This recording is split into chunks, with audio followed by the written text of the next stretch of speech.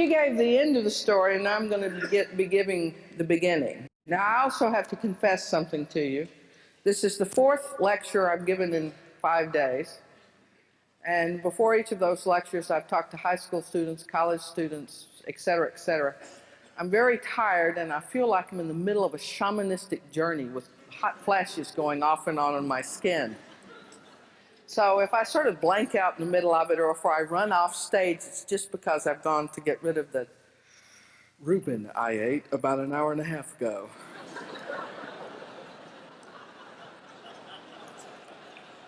Okay. Well, now that I have you on my side, what I'm going to talk about tonight is worldview. And I'm going to talk to you about an adventure that me and many of my colleagues have been on for the last 3 or 4 years. We didn't plan to be in this journey. Maya just sort of reached out and snatched us up and shook us and said, "Hey, stupid, look around you." It is the work of epigraphers who study the writing, of iconographers, of archaeologists who dig things out of the ground. It is a combination of all of that with especially collaboration that I've been privileged to have with Mayan peoples in the highlands of Guatemala for the last 5 years. Before I start, I would like you to all contemplate that worldview is just not a series of myths or stories that people tell their children to keep them entertained. It is not Walt Disney. Instead, worldview is a way that peoples around the world have of creating and answering the questions of where do we come from, what are we, what is social life, what is justice, what is injustice, what happens to us when we die, and all of these things. We answer many of those questions, or at least some of them, with science. Maya answered them with metaphors. These metaphors are encoded in myths, but those myths describe the world they saw and understood just as clearly and with as much force as science does for us. So let's turn out the lights. You can go to sleep, and we can look at slides. Okay. Now, the area that we're going to be looking at is the eastern part of Mesoamerica. Today, there are 10 to 12 million Maya speaking, or there are about 35 Mayan languages that have been recorded. About 25 of them are still extant today. This area includes lowlands, swamps, areas that are very dry in the north, and highland areas in the south here, so that there is an amazing range of topography and of climate in the area. The principal cultigen is maize, and maize provides the basic experience that the Maya used to create their myth of creation and to explain the world. Now, what you're looking at here is you're looking at a milpa, or a special maize field of the Maya, in a house I rented in the town of Copan. It's not like cornfields in Iowa. When the Maya farmer plants his corn, he plants 3 to 5 grains of corn in a hole along with the grains of squash. In this case, the Copanecs use ayote squash. Other Maya groups and other peoples use different squashes. What happens is the squash grows out laterally and preserves moisture in the ground while the corn grows up. Into the same hole also goes the seeds of beans. The beans then grow out, climb the stalk, and at the same time they function to fix the nitrogen in the soil to help the corn grow.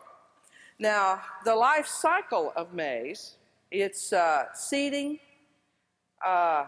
it's growing, its maturity, the bending over of the stalk to turn the ear down so that it can dry, the cutting off of the ear of corn to take it, the taking of the seeds. All of this is the basis of the myth. Now, as a cultigen, you have to know one other thing about maize that's terribly important. It's a hybridized grass. As a result, it cannot seed itself. Any of you who have ever held an ear of corn know that the corn is covered by shucks. If you drop an ear of corn on the ground with all the shucks on it, it'll just lay there and will not germinate. So what must happen with maize as your main cultigen is human beings must intervene. They must pick off the corn, ear of corn, pull away the shucks, remove the silks, take off the seeds, and then plant the seeds directly.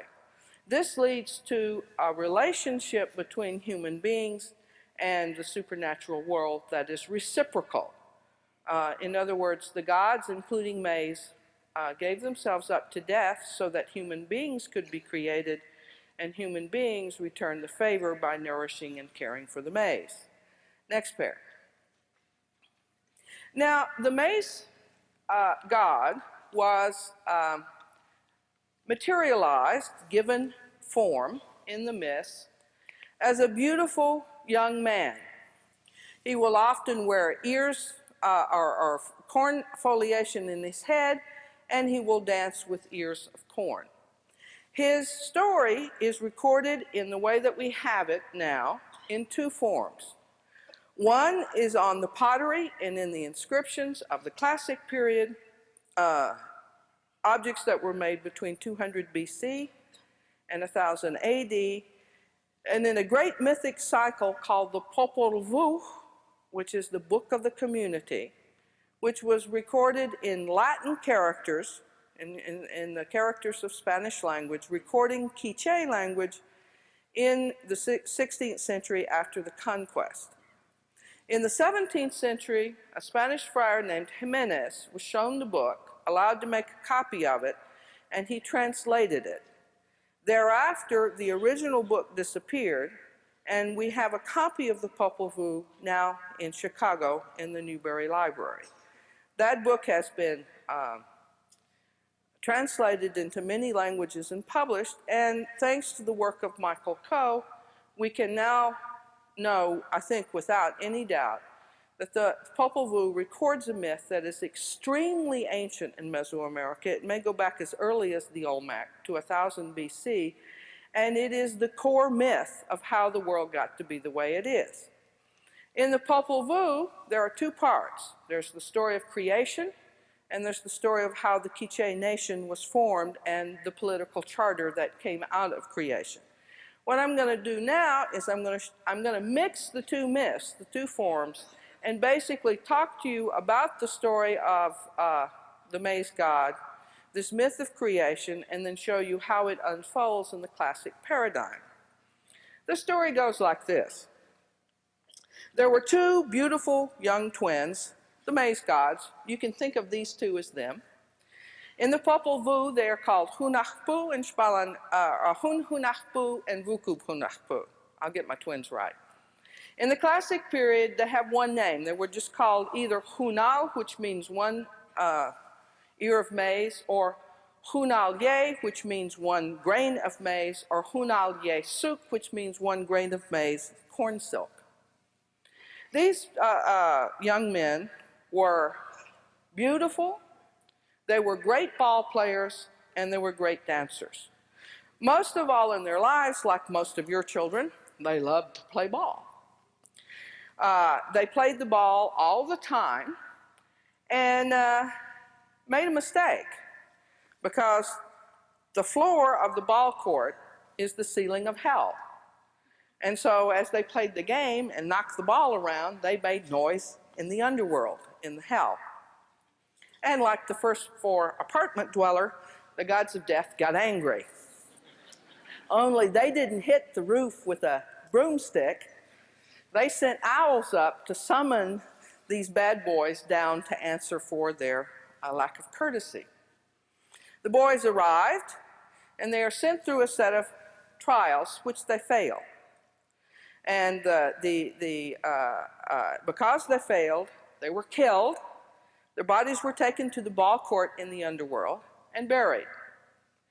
The head of the older principal brother, Hun Hunahpu or Hunalye, was severed from the body. And next pair. Okay, here's the ball game. Here's the ball. Here's the ball player.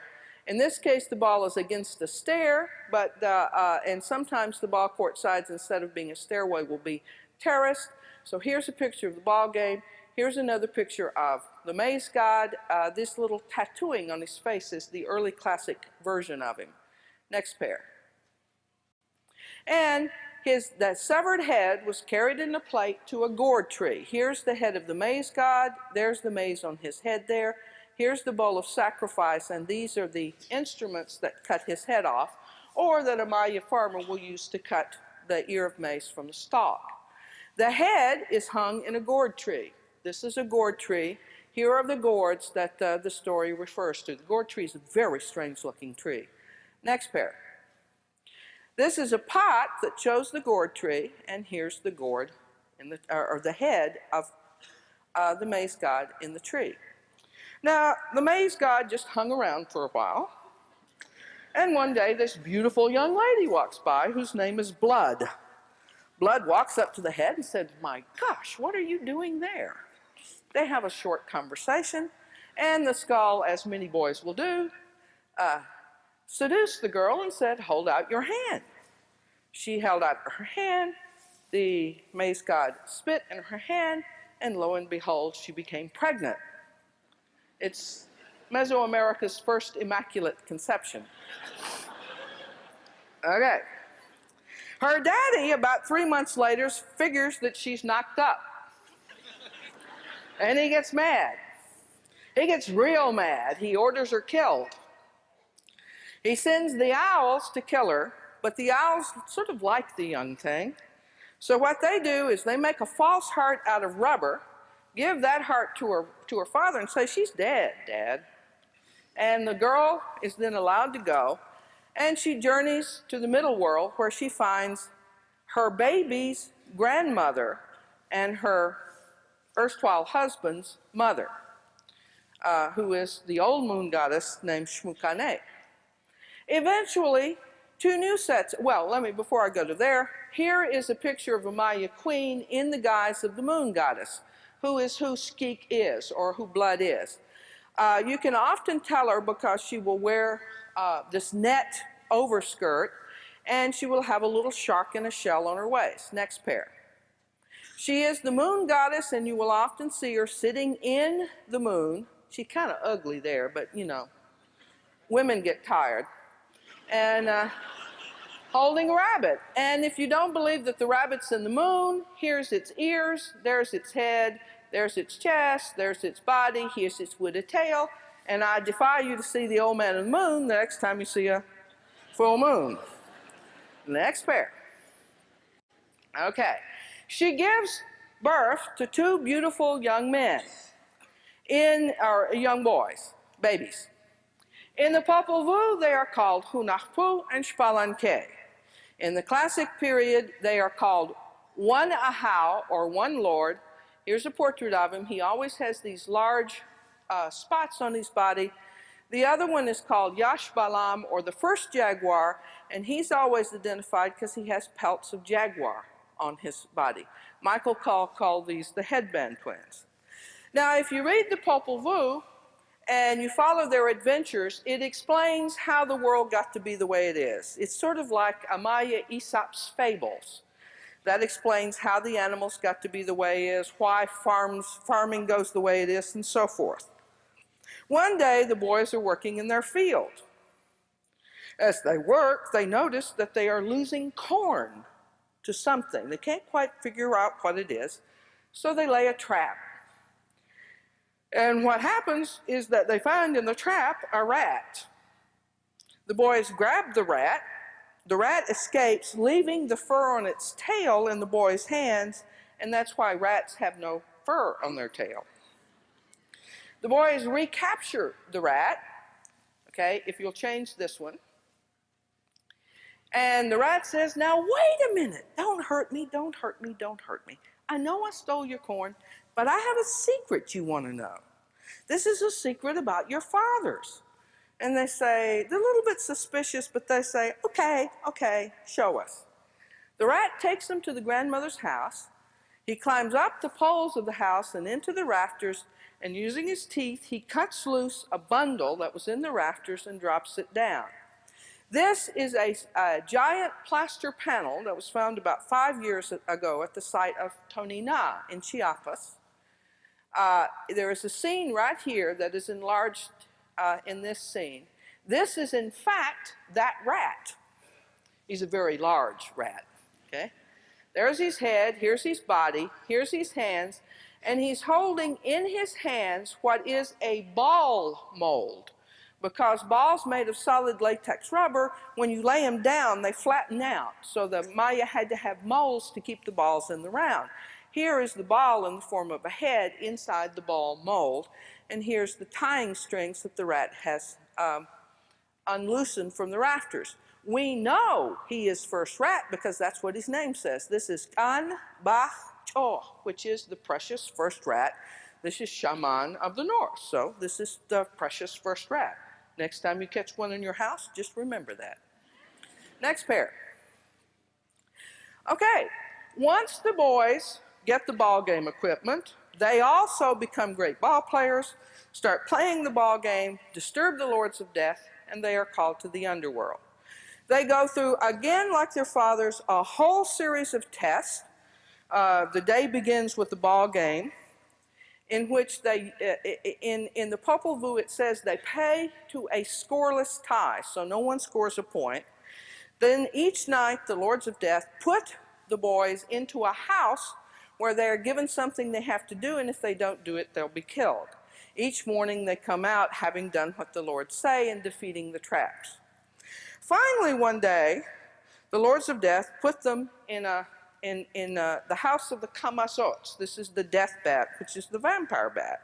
These bats swoop down and tear the heads off of things. So the boys figure, well, we'll escape by getting inside of our blowguns. Don't ask anything about scale. So they hide in the blowguns. Well, the bats had some help from some ants because ants came along and put a torch at the end of the blowgun, and Hunahpu, like a dummy, sticks his head out to see if it's dawn. The bat swoops down, grabs the boy's head, and they carry it off and give it to the lords of death. Well, there's a story about well, I love this one. I'll tell you the story. It's like Star Trek and Spock's brain, okay? The surviving brother asks all of the animals to bring their food in. They do, and he chooses a pumpkin. And he takes the pumpkin and he carves it into the image of his brother's head, puts it on top, and the image I have is, you know, that episode of Star Trek when Spock's running around like this. Okay. So the boys come out and play the next morning, and the ball that's thrown out to play is the older brother's head. That's this scene right here. This is the Lord of Death playing with the ball. That's the head of Hunahpu as the ball.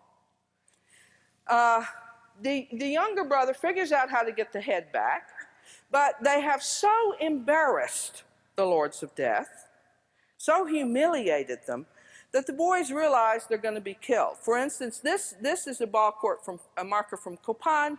This player is Hunahpu. There's the little dot for one. This is the glyph for Ahau. And this is the same death god that you see in this scene right here, playing him in the ball game. The boys know they're going to be killed, so they arrange with a local shaman to explain to the lords of death how to kill the boys in such a way that they can come back. It's a trick.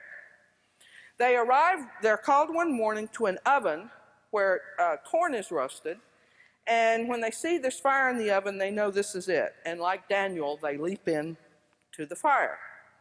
They die. The lords of death grind their bones up into powder and throw the powder in the river of the underworld. 5 days later, they emerge as fishmen.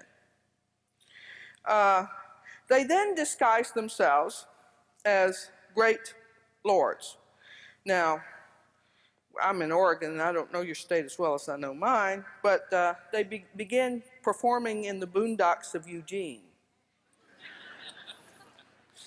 And then somebody in Portland figures out they're really good and invites them to Portland.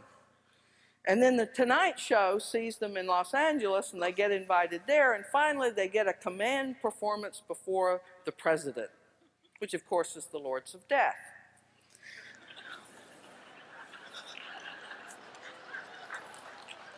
Now, when they get there, they perform all of these magical dances. They burn houses that are not consumed. They kill and sacrifice people who get up and walk away in joy. They do miraculous dances. When they arrive before the command performance, the Lords of Death, you can just picture this as Mr. Clinton or Bob Dole, whichever one you like. In this state, you can think about Mr. Packwood. Yeah? He says, okay, sacrifice that dog. So they cut the dog apart.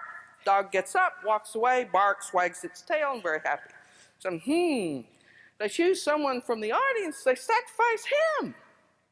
They cut the guy apart, said the magic word, the guy gets up, does a little click of the heels, walks away happily. Lords of Death look around and say, okay, burn the house. They burn the house, smoke goes up, there's flame everywhere, fire goes out, the house is still there. Lords of Death say, all right, sacrifice each other.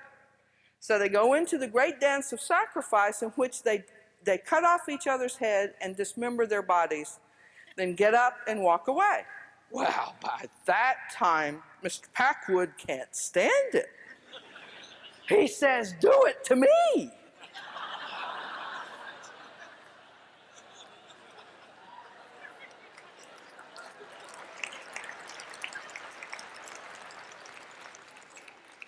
And they don't put him back together again.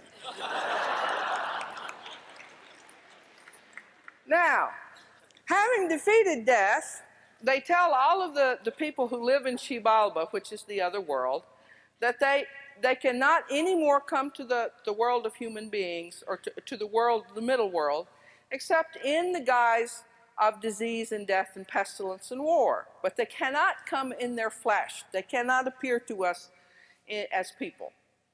Then the boys go to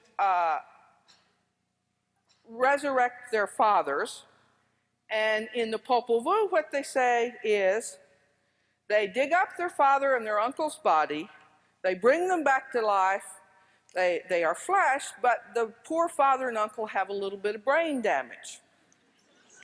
They can't name all their body parts. And because they can't do that, they can't come back to the middle world except as Mace. They can't come back in their in their human forms. So what happens is they leave their father and uncle in the ball court, and human beings must go to the ball court to worship the Mace God, who is the first father of the cosmos. The Dallas Cowboys didn't know they were doing that, but they were.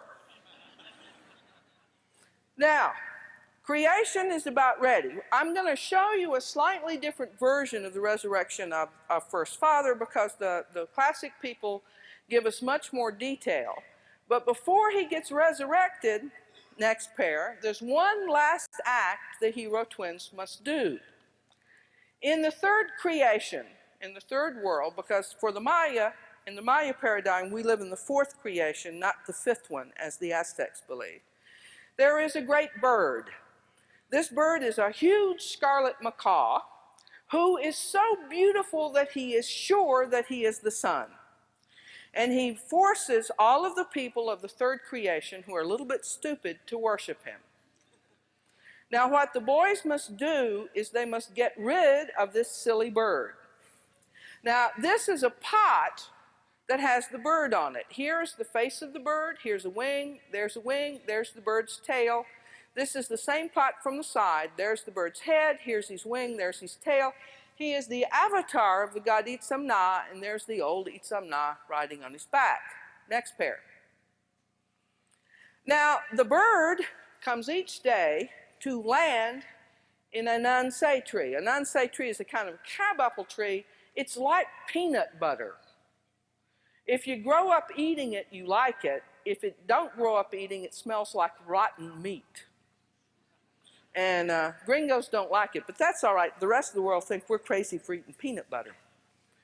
Okay, the bird here, you can see his face, there's his beak, his wings, etc., is coming down to land in the tree. Notice this, the tree ends in alligator head, and here are the two twins.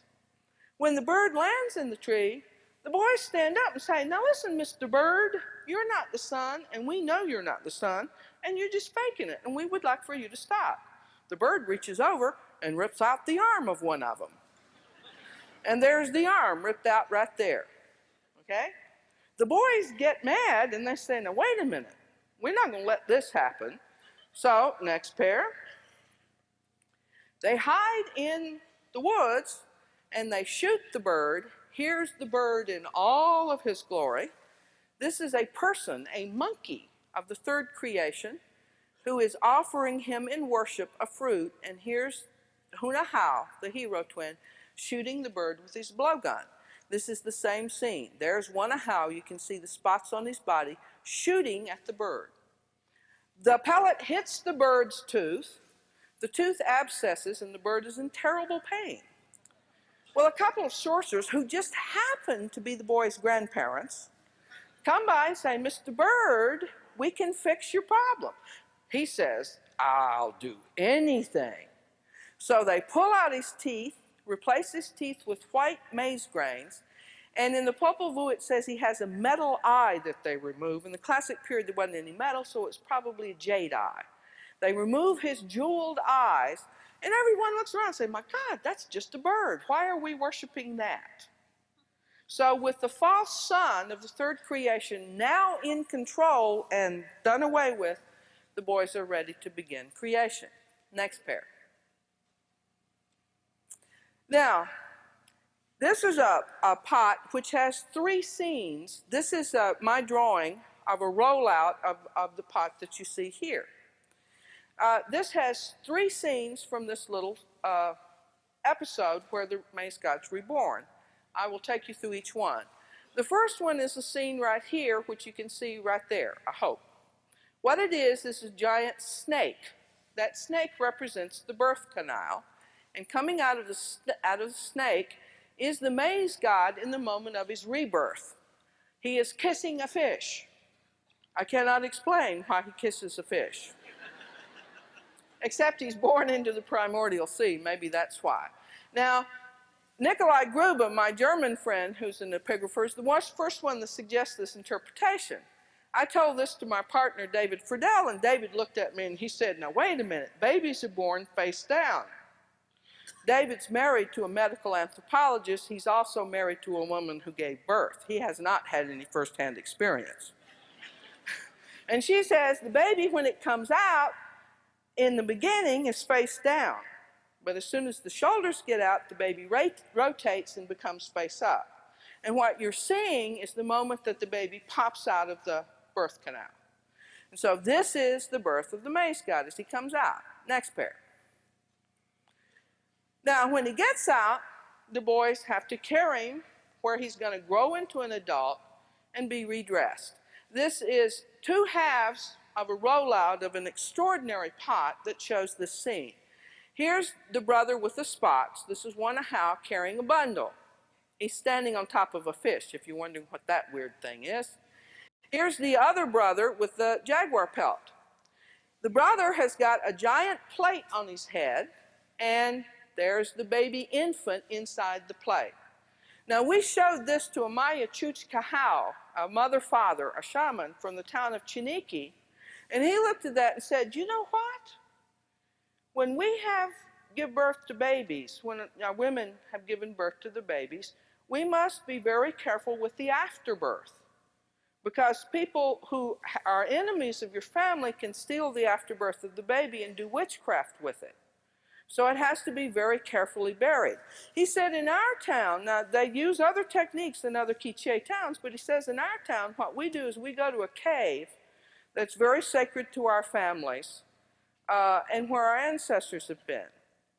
When we get to the cave, we put the afterbirth in a plate like that. The man must enter the cave in a duck waddle just like that. He walks forward and he brings, in the duck walk, he brings the pot to a hole that they've dug in the back of the cave. If the mother and father want another baby, they bury the plate face up. If the family does not want another baby, they bury it face down. So you're seeing a scene painted in the 7th century of a ritual that's still performed today by living Maya. Now, once the baby grows into an adult, he's born naked and he matures naked, and he's got to be dressed. And there are a whole set of scenes like this where the Mace God that you see here is in the process of being dressed. He gets dressed by beautiful women. He's got a good life. Okay? Now, in this case, the woman is wearing a huipil. She's dressed. This is the shark, or the shark and the shell, that he wears on his waist like his wife does, like Schele does. Here, he's tying on his belt and he's getting himself adjusted. Next. Sometimes the women are naked. And here's a buxom young lady who is adjusting his kilt, and she has a partner on the other side that's tying on his belt. So he's getting all of these clothes together. Next pair. Here again, the lady is nude, and she is helping him tie on the jewelry around his upper arm.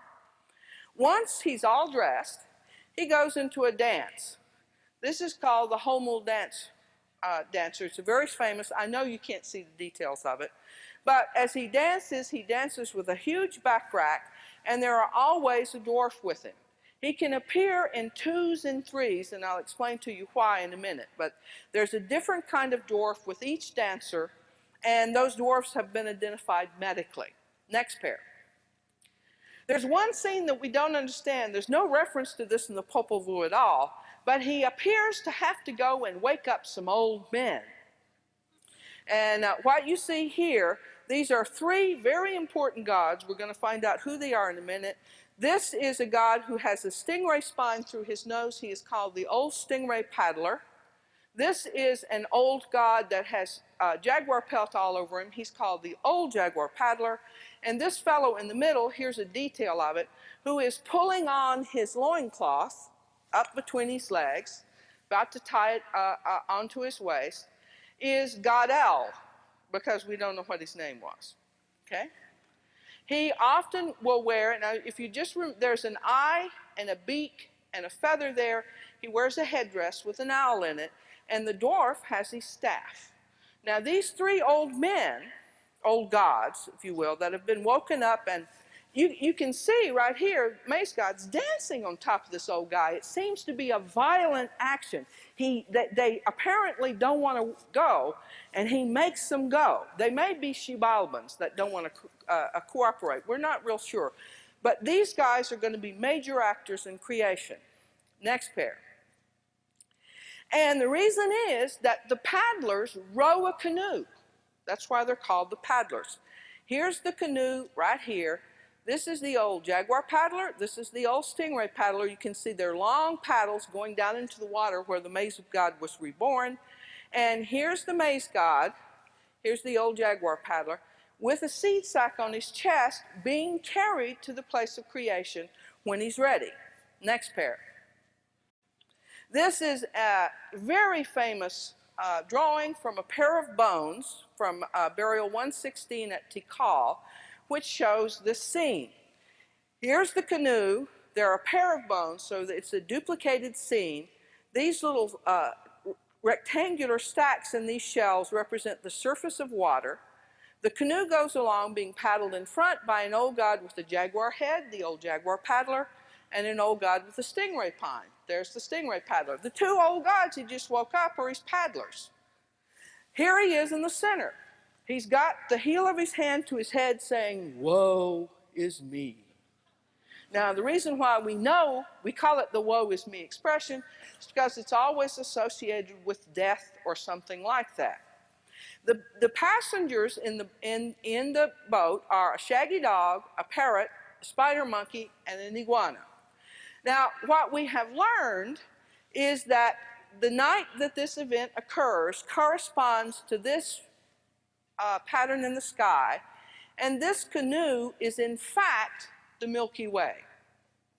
Okay, so this is the first sky pattern I'm showing you. I'm going to show you many more. Next pair. In the other pair of bones, the canoe sinks. And here's the canoe sinking. Here's the stingray paddler. There's the woe is me, old God. Here's the monkey. There's the iguana. Here's the parrot. In the opposite one that sinks, here is the old jaguar paddler. There's the Mace God. Here's the parrot. There's the shaggy dog. The monkey and the iguana are in the water screaming. Well, if you look at the Milky Way in 2-hour intervals, as it just moves through the sky through a 4-hour period, here's the canoe. There the canoe begins to sink. There it sank. This is sink, sank, sunk. Okay. Next pair. Now, there's another form of the canoe that's from another bone in that tomb. I know this is hard to see, but this canoe has a crocodile mouth on the end of the canoe. Here is the monkey. Here's the Mace God. There's the iguana. This is the tail of the monkey right there.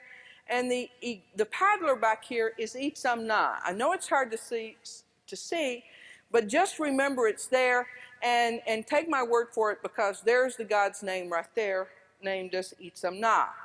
This canoe is the same vision of the Milky Way, and if you look at this black cleft in the Milky Way, it's actually the head of the crocodile. And Itzamna, as the paddler, is sitting right here on Gemini. And I want you to remember that. Next pair. Here is an incredible eccentric flint from the Dallas Art Museum that shows this crocodile canoe diving in the sinking form down into the primordial sea, carrying the soul of the Mace God with it. This is a shell pectoral from the American Museum of the High Foundation in New York, which has now become the new Smithsonian collection. Here is the old stingray paddler. There's the stingray. Here's his canoe. There's his paddle. And he carries the rabbit in the boat, because this is the position where the ecliptic passes through the Milky Way, and the rabbit can be in exactly that position as the moon. Next pair. Now, in addition to the Milky Way material, we have begun, through the work of many people, to identify how the Maya identified constellations. The first piece of work in this that gave us a clue was Floyd Lounsbury's analysis of this picture of a judgment scene after a battle in room 2 of Temple 1 of Bonampak. 10 years ago, when Mary Miller was doing her dissertation, Floyd suggested that these 4 cartouches up here at the top were pictures of the constellations in the morning sky just on the day that this activity took place. He did the calculations and found out that the turtle is here. There's some peccaries there. I know you can't see the peccaries, but you'll see them better in a minute. And there are 2 figures there. This is a small map, I'll show you a larger one of a minute, of what the sky looked like on that morning. The turtle, according to 16th century, 17th century, 19th century, and modern Maya, the constellation of Orion is Ak the turtle. It's called the Ak-Ek, the turtle stars. The same information tells us that Ak is also the word for Peccary, so that Ak-Ek is also the name of the constellation of Gemini, but Gemini is a peccary rather than a turtle. Next pair. This is a detail of the turtle from the Bonampak drawings, with the stars on the back of the turtle being the belt of Orion, and here is the herd of peccaries. We used to think they're copulating peccaries, and they still may be copulating peccaries in the constellation of Gemini. Now, this identification all of a sudden made sense with all sorts of pots we've got. For instance, this is a very, very famous pot, if you'll change this side right here, in which there is a scene of the primordial sea of water over 4 legs that are rendered as peccary heads. Now, peccary is the wild pig, or a habali. Here's the little peccary's ears. There's its eyes. I'll show you a detail of him in a minute. On top of the pot's a canoe. And there's this little guy paddling along in this canoe. On top of his head is a four-petaled flower that identifies him as the sun. So what you are seeing is the sun riding in a canoe along the ecliptic as it passes through the constellation of Gemini. Next pair. Here is the paddler. This, you can see just half of it here, but this is the sunflower. He's already caught a fish he's carrying on his back. And here's the peccary. There's the little piggy's ear. There's the little piggy's eye. Here's the little piggy's mouth. And there's the little piggy's flat nose. You can call him Porky if you like. Next pair. Now, all of a sudden, all sorts of scenes that we've had for a very long time and that didn't make any sense ever before begin to make sense. We have pictures in pots, a whole bunch of them now, that show the old god Itzamna riding a peccary. We had no idea why this old god would want to ride peccaries. Here's the constellation of the Peccaries in Gemini. Next pair. And here's the canoe, and when Itzamna is paddling the canoe, he sits in the middle of the constellation of Gemini. That's why he rides a peccary. Next pair. No, sorry. Go back on, yes, go forward on that one. We also had other scenes like this. This is a pot of which we had no way to interpret that Michael Coe published in 1973 in My Scribe and His World. Here's the peccary. Here's the sun on the back of the peccary, and there's a snake above the peccary. The glyph here says peccary of the sky. Man, no idea. What's a sky peccary? Well, now we know. The snake is the ecliptic. There's the line of the ecliptic. The peccary is the constellation of Gemini, and the sun's on his back because this is a picture of the sun passing through that area of the sky, through that part of the ecliptic. Next pair. Now, that turtle is the belt of Orion. And that all of a sudden makes enormous sense out of this scene on this stunning Codex-style pot. This is one of about 10 pots that we now have that show the moment of the Mace God's rebirth. Here is the giant carapace of the turtle. Here is our water lilies. In Mayan languages, the word for water lily is nab. That is also the word for the sea, for the ocean, and the primordial sea. Here's the head of the turtle. There's an old god with water lilies on his head coming out of the back of the turtle. The carapace of the turtle has been cracked open. The younger twin, or the twin with the spots on his body, one Ahau, one Lord, is speaking to his father, saying, "Come on, Daddy, get up, get up, get up." The other brother with the pelt on his arms is pouring water into the crack to water his father as the maze is reborn. Here's his father coming out, and there's his name, One, and this is the head of the maze god, Hunau. One Maze is his name. Okay, next pair. This scene is right here in the constellation of Orion. There's the belt, that's the turtle. So the maze god's place of rebirth is the constellation of Orion. I just wanted to show, I love to see these turtles. I never knew what turtles were before. Now we do. This is an early classic turtle of the turtle head giving out Itzamna. Next pair. Okay, now the word for peccary is ak, and the word for turtle is ak. So the Maya used this homophony to make a play on words. And here's a shell that Michael Coe also published of a peccary with the same god on its back. The back of the peccary is cracked open because this is the cracking open of the ak, whether it's peccary or turtle. Here's the maze god coming out. The maze god has a paint pot and a brush because the creator in the Maya paradigm is an artist.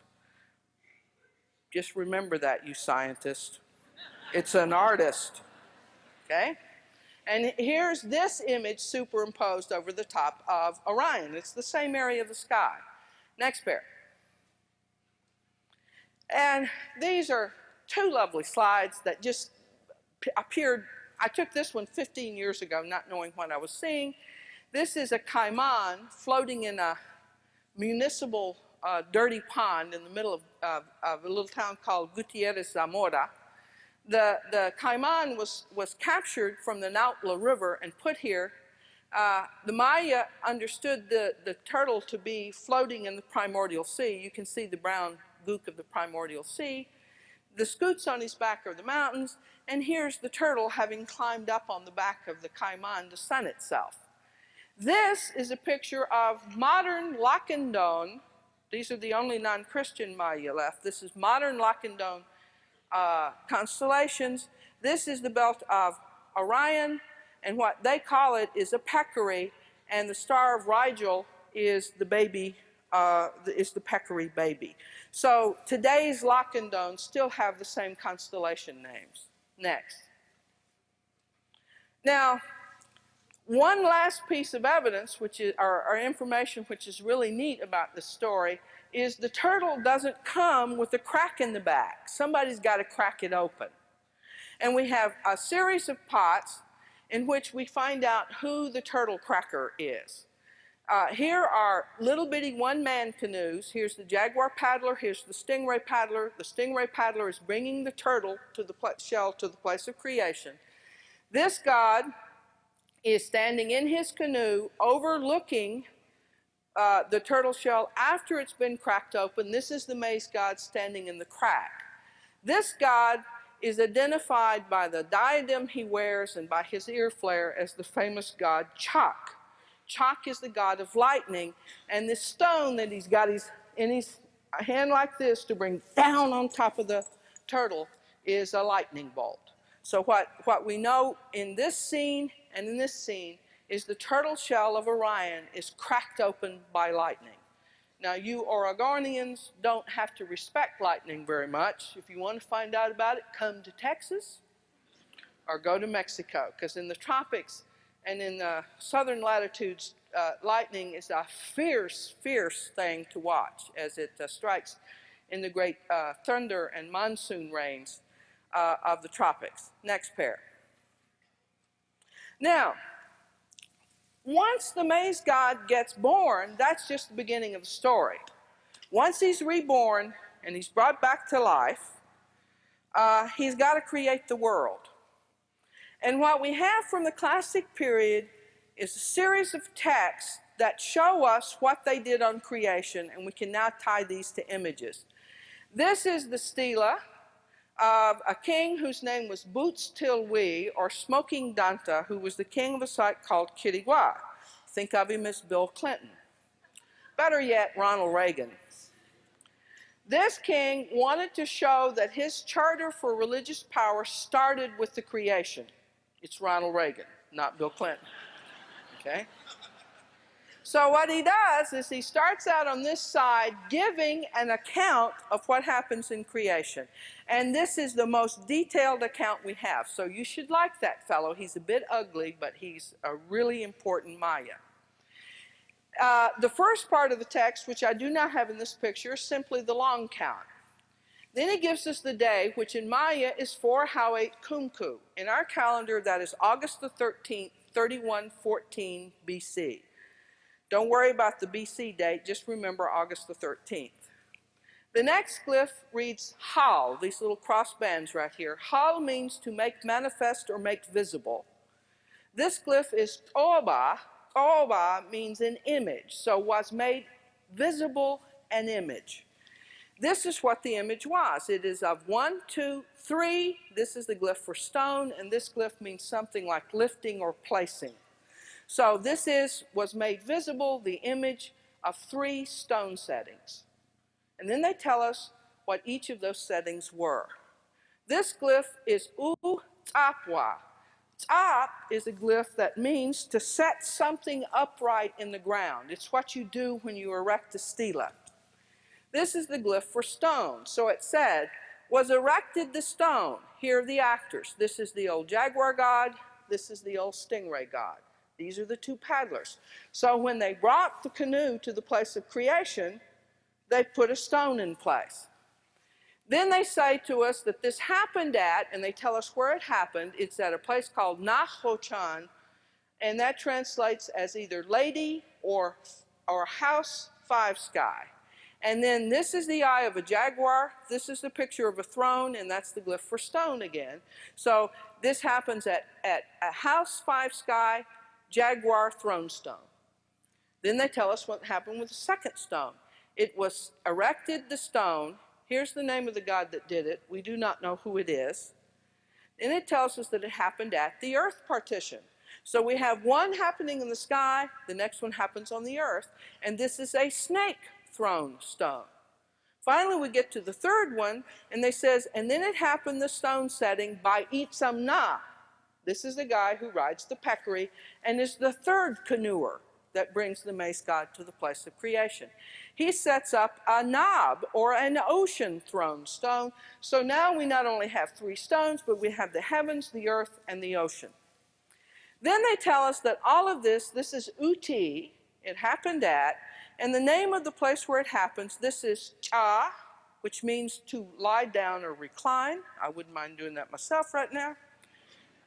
This is the glyph for sky, so it's Cha-chan, or lying down sky, and this is Yash, which means either blue or first. Here are the 3 stones, and that is Na, which means place. Now what I want you to notice is that the 3 stones are in the triangular arrangement. Anyone who's ever been in a Maya house that still uses an old hearth knows that Maya women make a hearth in the center of their house out of 3 stones, and these stones are kept for generations. They're passed on from mother to daughter in 3 stones set in this triangular arrangement. The fire is lit by putting the kindling in between the sides of the stones, in between them. Then today it'll be a metal round komal, and earlier it was a clay one. It's put on top of that, and then you put the coffee cup pot on one side, you make the tortillas and you heat them on part of it, and you make your soup and you do everything on top of the fire. That is a Maya hearth. And so what we've got here is the place that this happens is the first hearth of the world. It's where the first fire of creation is made. But I want you to understand also that the metaphor here is drawn out of the life of a woman. This is the most common thing. When a woman makes the breakfast for her children in the morning, she gets up before dawn, she goes to the hearth, she lights a fire in the hearth, she grinds the corn, she shapes the corn mixes it and makes it into dough.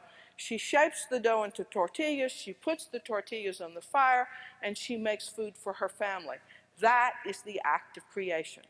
Every woman, Maya woman, does it in the morning when she wakes up. Then they tell us that this is the completion of 13 cycles, and finally they tell us who did all of this. This is Ukahi. It was done by the action of, and the person that's done it is called 6 Sky Lord. Now I just want you to remember that. 6 Sky Lord. Next pair. Now, here is the world's greatest chip and dip bowl. In the center of it is the Homel Dancer. This is the Mace God with his dwarf. The 3 dip bowls are the 3 stones of creation. We also know from the seals of the highlands of Guatemala, from the Popol Vuh, and from all modern Quiche peoples, that the star here, which is Alnatak, the bottom star of the belt of Orion, this bottom star of Orion, which is Safe, and this one, which is Rigel, are called today the 3 stones of the hearth. This cosmic hearth is that part of Orion. Next pair. Not only that, but we have a picture from the Madrid Codex of the turtle, which is the belt, with the 3 stones on its back. So there's really no doubt. It's hanging from a cord. This is the ecliptic. This is the sun passing through the ecliptic, and the cords are here because Orion is below the ecliptic. And the most common arrangement of architecture known from Maya, very, very widely used, is the triangular arrangement. When the Maya use this, they are creating the cosmic hearth. They are centering the world. Next pair. This is Mirador. This is one of the earliest archaeological cities we have, and notice the three buildings. Everywhere where you look, 1, 2, 3, they're all set up in this triangular arrangement. Now, change this one. We also have pictures of the actual throne settings. This is the rollout of a pot that is now in the Chicago Art Institute. We know its creation because it says so. This is for Hau'eth Kunku, the day of creation. This is Taka, which means it was placed in order. This is Ek Utan, black is its center. The center is black because the sky is still lying down. No one's lifted it up yet to give light to the world, so it's in blackness. What you see then was placed in order, black at its center, God of sky, God of earth, and then there are a whole series of other gods who are named here. These are the gods. In the Christian tradition, only one being creates the world. In the Maya tradition, it's done by committee. And here's the committee, okay? Now, if you go to the other part of the scene, you will see that this is a throne. It has a jaguar pelt on it. This is the jaguar throne. And sitting on top of it is the old man with the owl in his head. This is the guy that was putting the loincloth on, and he's sitting here happily smoking away at a cigar because he is a shaman. Now, we also have this picture, if you'll change this one. This pot is a pot that shows the place that's called Nahochan, or the first 5 sky place, or the house 5 sky place. We know that so because they tell us right here that that's the name of this place. Okay, the glyphs tell us that. What we have is we have a scene with blackness behind it because the sky's not lifted up yet. There are 3 beings here who are, I don't know what they're doing, sitting around talking. But what they're sitting around talking in is a series of twisted cords. And you can see the twisted cords have a snake on the end of it. Those cords today among the Maya are called Kushan Sum. These are the living cords, and these are the umbilicus cords. Today, anywhere that you would go in Yucatan, if you spoke Yucatec or pretty good Spanish, you could sit down with the old men in the villages and you could ask them about a myth that's everywhere in Yucatan. The Yucatecs say that once upon a time, their leaders were tied to heaven, to the Milky Way, which they called the White Road or the Sakbe, by a Kushan Sum, by a living cord, an umbilicus. When the Spanish came, the Spanish cut that cord and the blood ran out, and the Maya ever since have been disconnected from their sacred source of power. The Cruzob Maya, who are the Maya of Yucatan who rebelled in the caste wars, say that at the end of the millennia, a great war will start. They say that this war will be fought between all of the ethnic groups of the world, that it will begin with machines and rifles and tanks, but eventually all of the machines will be destroyed. They say Bosnia is the beginning. They say that when this last battle is fought with the machetes, they will win. When they win, there will be a Maya who rules again. When that happens, they say, this cord is coiled up under the great ball cord at Chichen. It will come out through a cave, exit in the great cenote, and rise again and connect the Maya once again to the White Way. Okay? Now, I thought for a long time that's just a modern story, a way of the Maya have of explaining the conquest. But here's the Kushan Sum as it was drawn at 700 AD, and this is a stela from Isapa at 200 BC. This is the picture I've shown you before of the hero twin with his arm ripped out. This is the great tree at the center of the world. This is the bird in the top of a pole. Here is the snake-headed cord that goes from the bird down to the tree.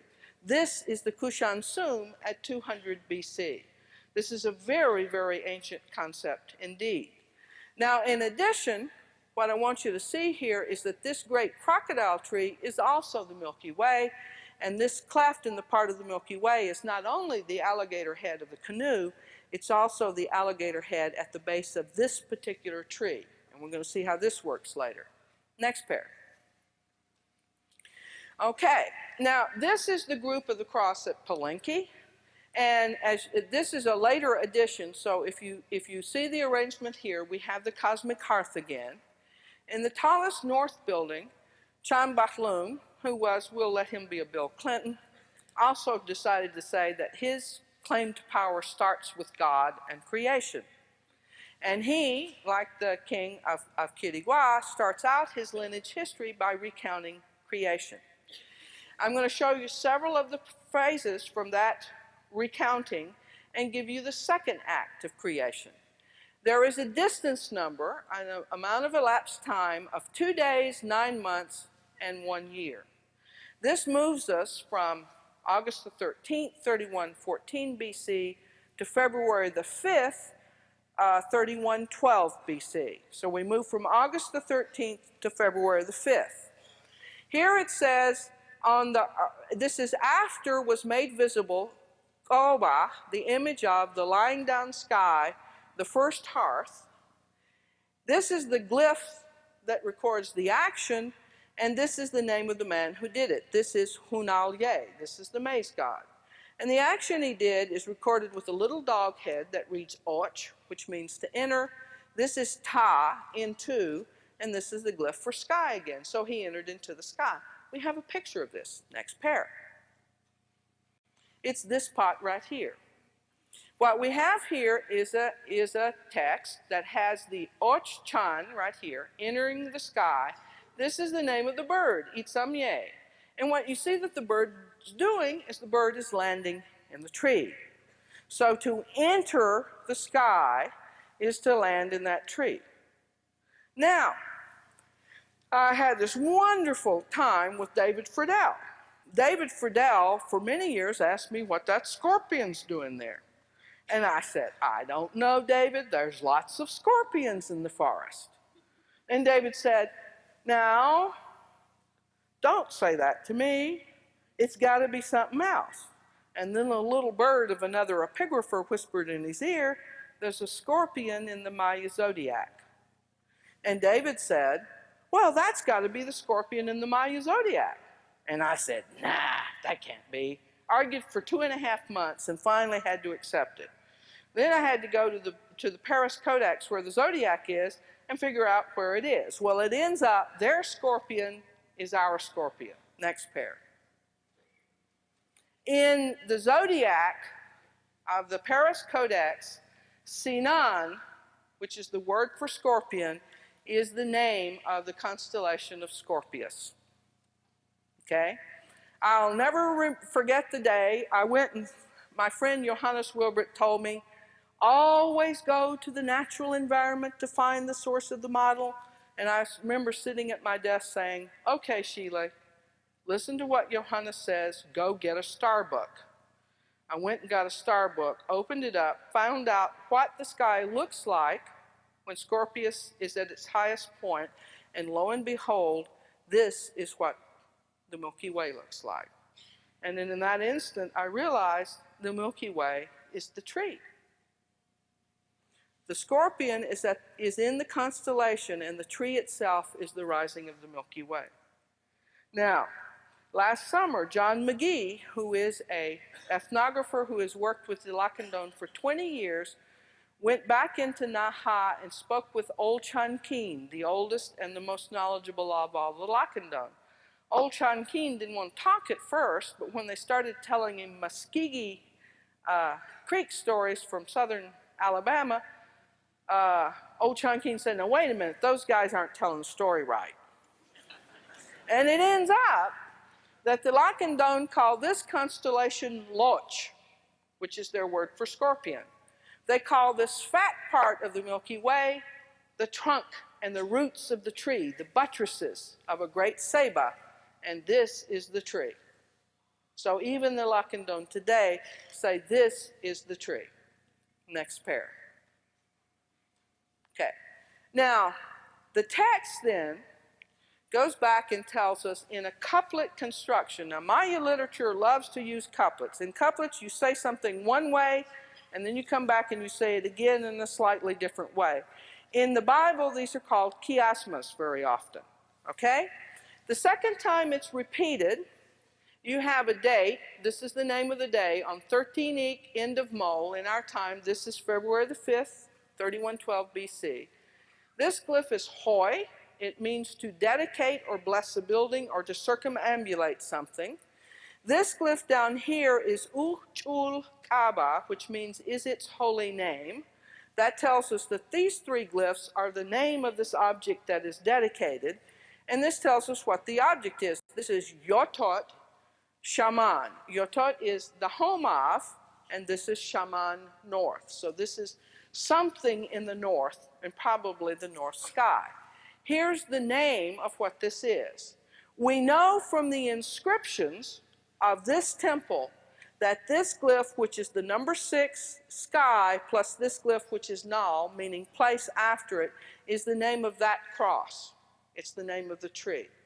Its name is Wakachan. Wak is the word for 6, but it's also a verb, which means to lift something up with your hands like this. So the Wakachan is not only 6 sky, it's the raised up sky. This is the act of the gods lifting the skies away from the earth and separating and making space for light and the sun and the planets, okay? And the way they do it is they erect the center axis of the world, which is the great world tree. Next pair.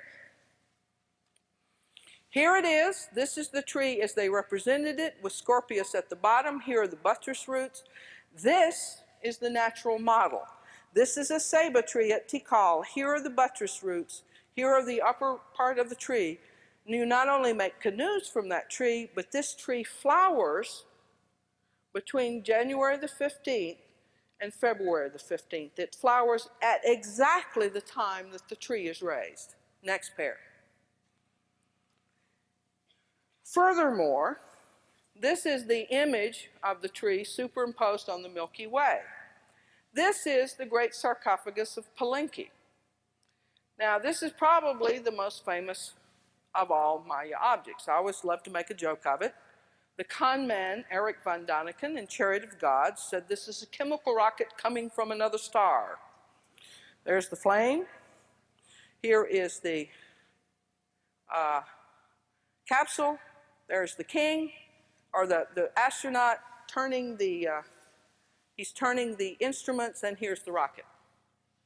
Well, we've known for a long time that's bullshit.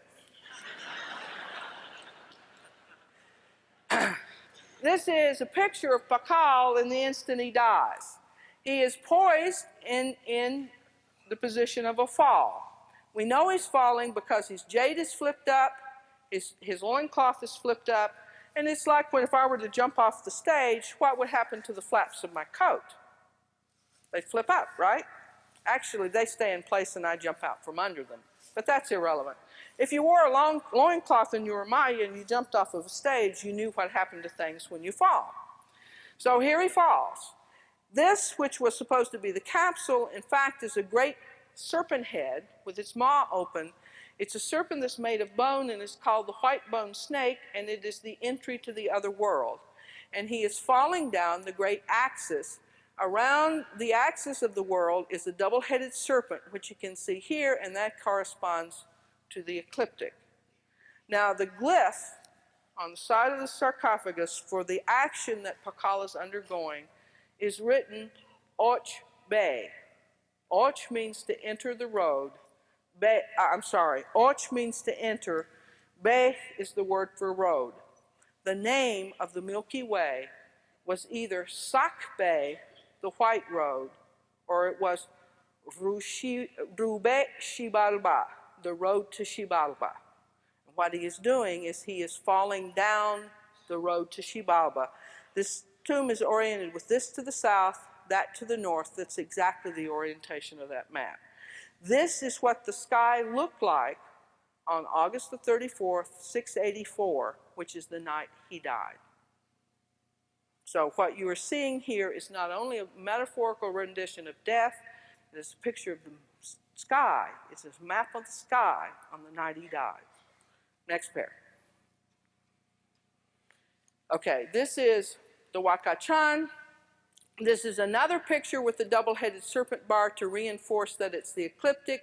This is from a pot from Tikal. I know you can't see it very well, but there is a double-headed serpent bar here that corresponds exactly to the ecliptic. So the double-headed serpent bar is the ecliptic, and the beings that come out of the mouth of the snake are planets and other movable phenomena. Next pair. Now, these are the constellations as we now know them. Unfortunately, in the Paris Codex, two of them are eroded, so we don't know what they were, and there are in total 13. Capricorn is a jaguar, Sagittarius is a rattlesnake, Scorpius is a scorpion, Libra was a shark, Virgo was the god Chalk. Cancer is the death god. The area around Gemini and partially into Taurus is the turtle. Taurus itself is a bird. Aries is a turkey. And Pisces is a bat. And if you're born in any of the other signs, you're a blank. Next pair. Now, the other name of this house is this glyph right here. It has the number. A bar is 5, 1, 2, 3 for 8. This is the glyph Na, which means structure, and this is the glyph for Suk, which means partitions. It is a house of 8 partitions. This is a tomb from the site of Rio Sul that tells us exactly what these 8 partitions are. This text is written right there. It reads, on this day, Muka, he was buried in, this is 6 sky, and the little glyph over the top is the glyph for cloud. So he was born in raised up cloudy sky place. In raised up cloudy sky place, this is the name of the guy that was buried. On the east wall, we have the glyphs for east. On the south wall, we have the glyph for south.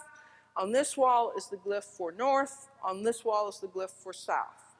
I'm sorry, this is west, that's south. I'll get it straight. The 4 of the 4 partitions, 4 of these 8 partitions are the cardinal directions. But you can see in the corner right here and right there are other glyphs. Those are the names of the 4 corners of the world. So the house of 8 partitions are the great cardinal directions and the 4 corners of the world. Next pair. Now, the last part that I want to show you is that there is a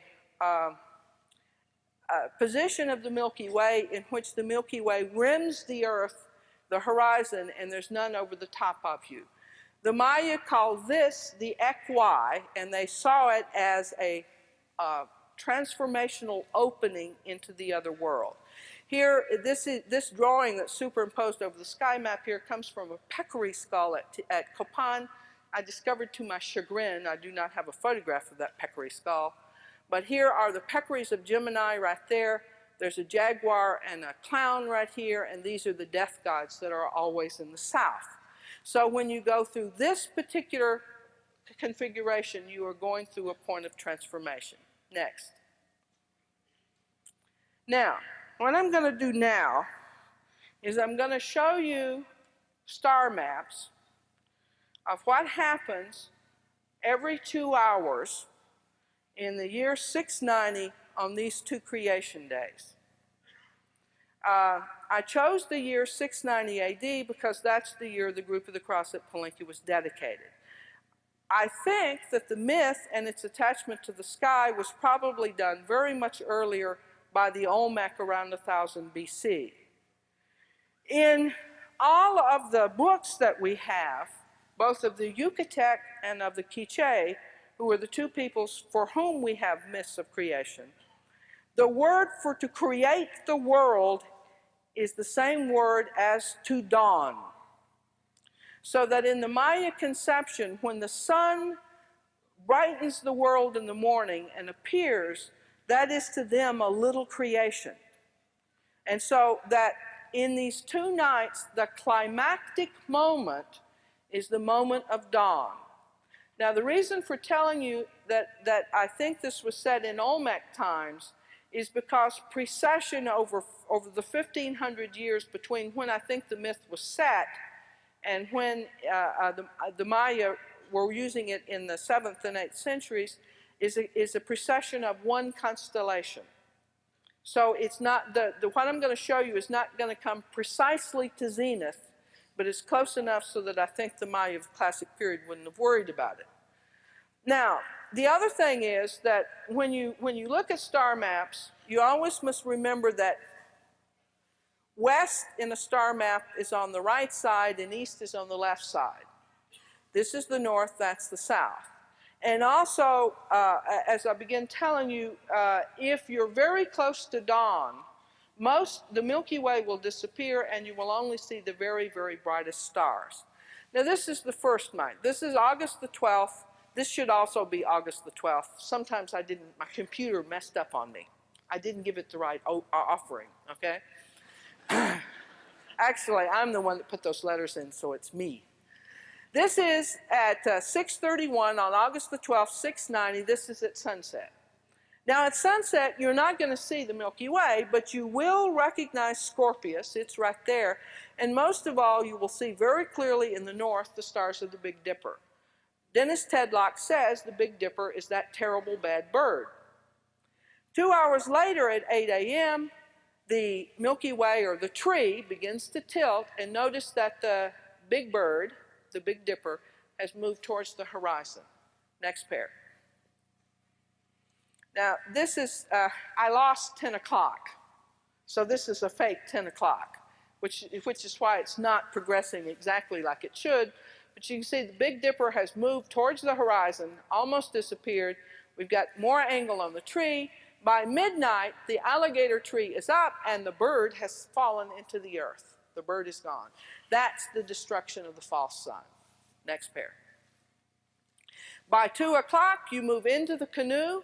By 4 o'clock in the morning, the canoe begins to tilt. Here's the first hearth. There's the turtle. Here's the peccary as it begins to rise up towards the zenith. Next pair. At dawn, here is the place of creation. That turtle is right here. The peccaries are right there. So at dawn, Orion has come almost to the zenith. In 1000 BC, it was right directly on the zenith. Now, at dawn, you would see Orion, because Orion, like Scorpius and like the Big Dipper, have the largest concentration of first magnitude stars, and you can quite literally see it almost until the minute the sun is above the horizon. Now, this is the setting of the 3 stones, the rebirth of the Mace God, and the lighting of first fire in the cosmic hearth. Now we move, next pair, to February the 5th. This is starting on February the 4th, and we'll move forward to the dawn of February the 5th. We start out with the sun, with the Milky Way and Orion in the same position that it was at dawn on August the 13th, because these 2 days are reciprocal opposites of each other. This is at sunset. By 8 o'clock, Orion has crossed the zenith. It's crossed the highest point in the sky. The Pleiades are called by the Quiche the 400 boys. This bad bird had 2 sons, one of whom was named Sipakna. He was a great crocodile and a very bad character who killed 400 boys by collapsing a house on them. They say that the Pleiades are the 400 boys and the Milky Way is the beam of the house, and watch what happens. Next pair. Here the Pleiades begin sinking towards the horizon. There's the great beam of the house chasing them. There is the 3 stones of creation, the turtle, there's the peccaries. Now the boys done sunk. They gone. Here is this is at midnight with the 3 hearths just beginning to go down below the horizon. Next pair. And at 2 o'clock in the morning, it moves through the equi. This is the moment of transformation. This is the moment of change and of dreaming. By 4 o'clock in the morning, the entire eastern horizon brightens and the world tree begins to lift up out of that eastern horizon. Next pair, and by dawn, the tree is erect over the world. At dawn, the tree is lifted up and the sky and the earth are separated. Now, in the remaining part of my time, I want you to understand that this is not dead. There are people all over the Yucatan, all over the Maya area, who still celebrate Christian traditions that have in their fundamental identity this very ancient worldview, just as our science has in its foundation, surely, much of the thinking of the Greeks. This is an example of what are called the voladores, the flyers. You may be aware of the famous ones from El Tajín in the north, but there are two villages, two towns in Guatemala who still have flyers. They say that this pole is the center axis of the world. They have 4 flyers who tie themselves to the pole by their legs, and they fly a perfect flight as the rope gets longer and longer and longer and brings them down to Earth, will make 13 circuits around the pole. There are 13 constellations in the Maya zodiac. Next pair. These are crosses. This is a cross from the town of San Juan Chamula in the highlands of Guatemala. It is in front of a church. It looks like a Christian cross. It is not a Christian cross. It is a Christian cross, but it ain't a Christian cross. You remember the Yaxte, the great ceiba tree that I showed you? The name of that tree is Yaxte. It means either green tree or first tree. All Maya crosses are painted green because they are ceibas. The tree that is on the sarcophagus at Palenque has flowers at the ends of all of the branches. Here is the flowers on each one of these trees. The Chamulas call these the flowers of the hand, the flowers of the head. There are flowers of the feet below the pine right here, or these are actually bromeliads, and this is the heart flower. This is a living being, and for the Maya, crosses like this open up portals into the other world where they can talk to their ancestors, and in Guatemala, to deities or saints that are called mundos. These are the spirits of the earth that really decide whether or not you're going to have good crops. This is a cross I photographed last year on the road from Copan to Guatemala City, near the town of Hocotan. I've passed this thing for 10 years and never paid attention to it. This time, I finally got out.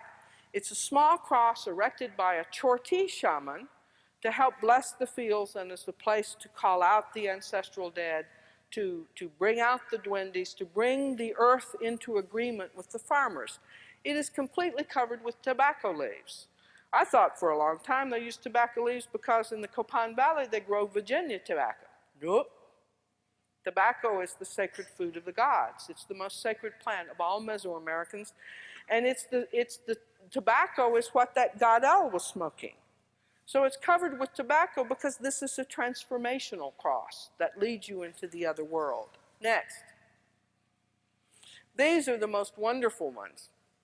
In Pacal's sarcophagus, if any of you have been there, you will know that there is a hollow stone tube that leads from the floor above in the temple all the way down the steps to ground level, and below ground level it enters the crypt where the sarcophagus is, goes under the lid of the sarcophagus and into the coffin where the body is. Archaeologists called it a cycle duct. It's where the descendants of Pacal could call out his spirit and talk to him in bloodletting rituals.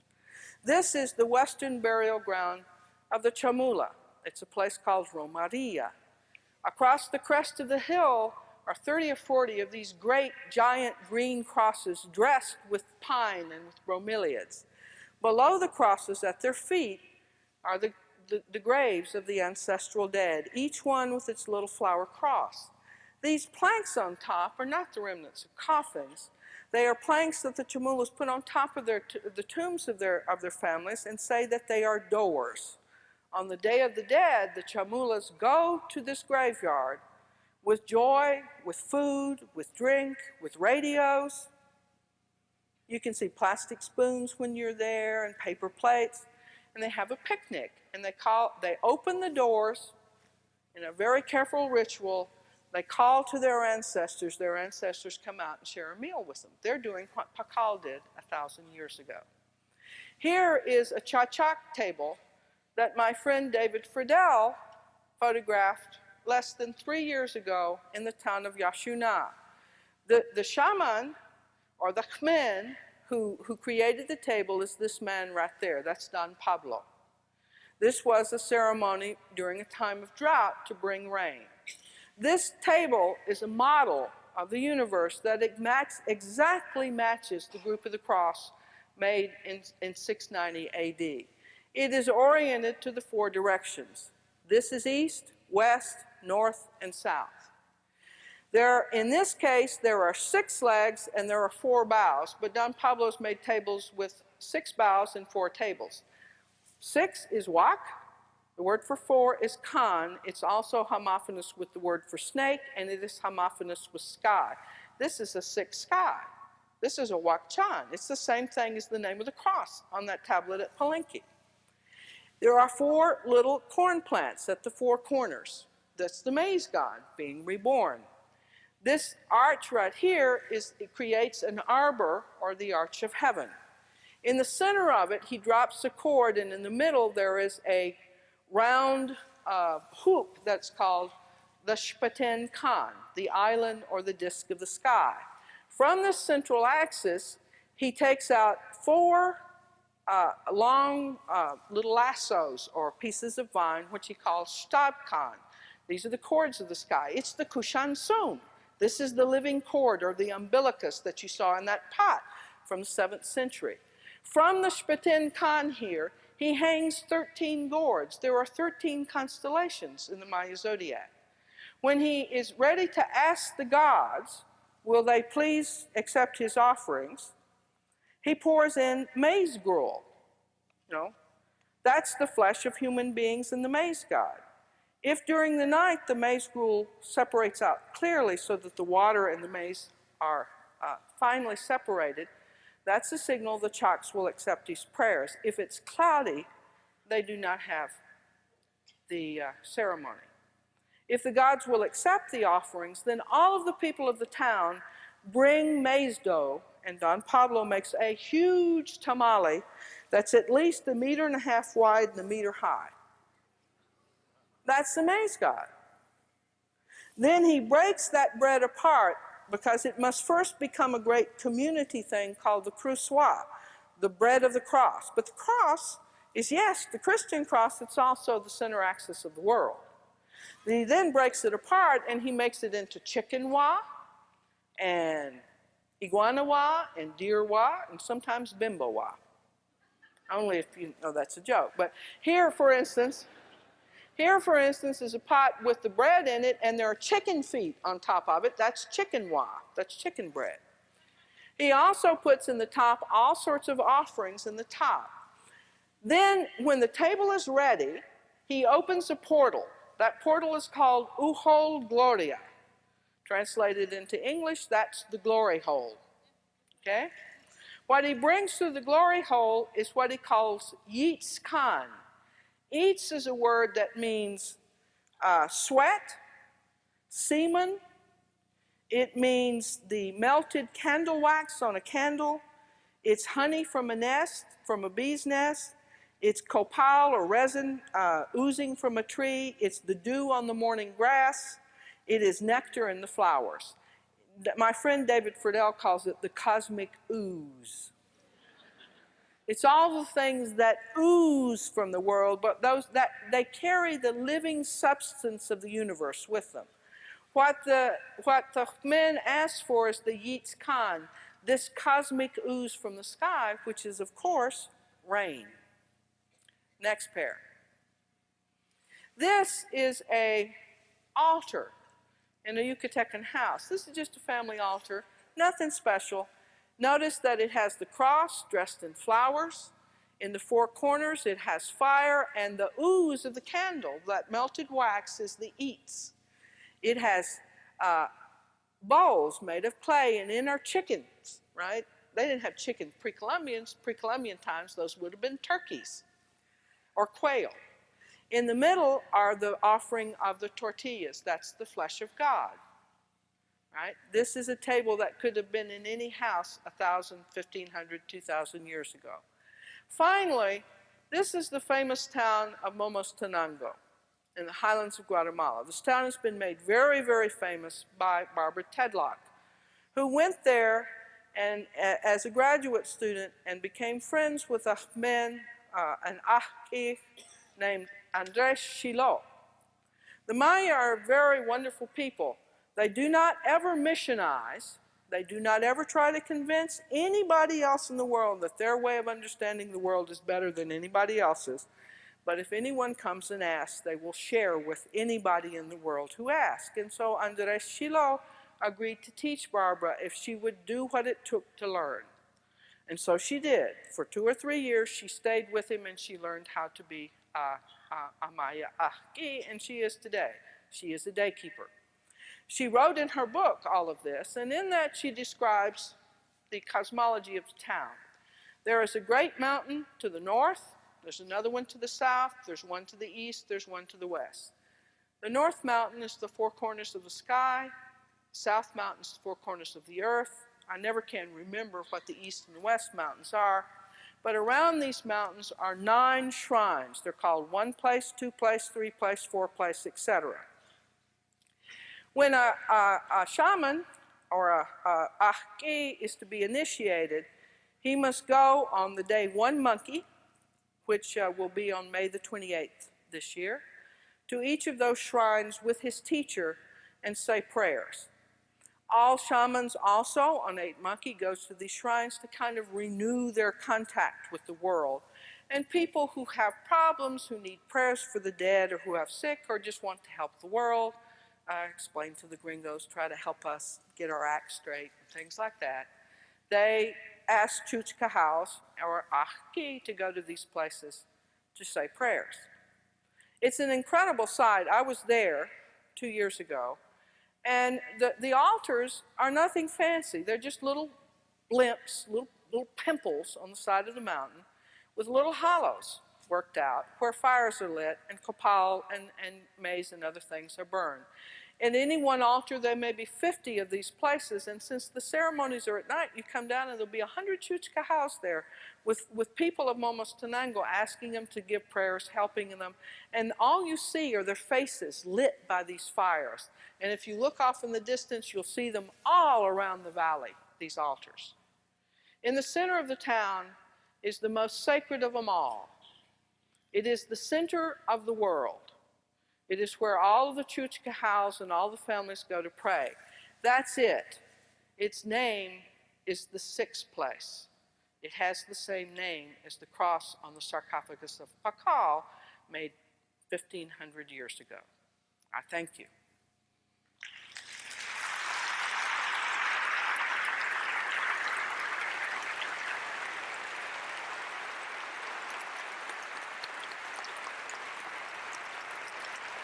Water.